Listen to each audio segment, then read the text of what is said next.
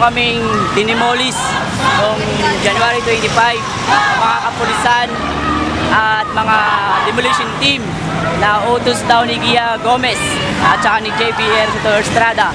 Ang action pong ito ay para tutulan ang mga nakaambang demolisyon dito sa Kamaynilaan at pagpapakita na ang gobyerno ni Noynoy Aquino ay walang ginagawang aksyon sa kabila ng mga marahas na demolisyon na ginanap, na ginawa ng mga kuta at mga naghaharing lokal sa ating bansa.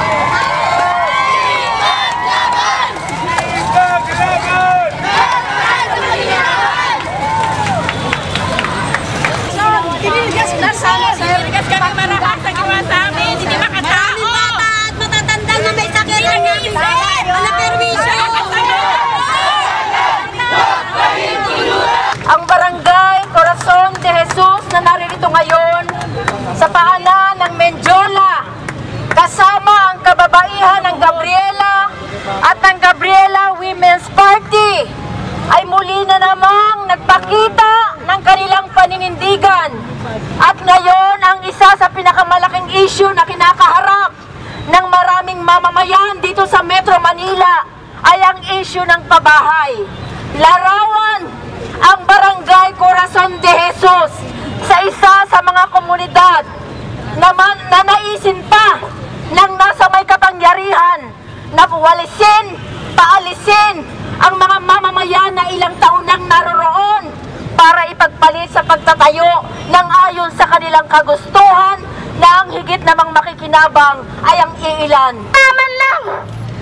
Reaksyon ng gobyerno sa pamumuno ni Gia! Kawawa ang mga bata!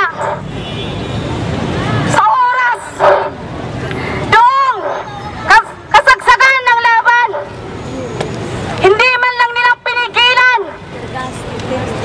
Nagpahayag pa na kami ang may kasalanan. Nawala na po ang ating mga tahanan. Ang tugon na ating po hinihintay sa kanya ay wala pa rin po. Kaya hinihiling po natin sa Pangulong Noynoy na imbestigahan ora mismo ang nangyari sa demolisyon na isinagawa noong nakaraang Enero 25 sa ating barangay, na nakita naman natin na nagresulta ito ng pahirap at talaga namang walang awa at di makatao pagtrato sa atin. Mga kasama, susuko ba tayo sa laban? Hindi!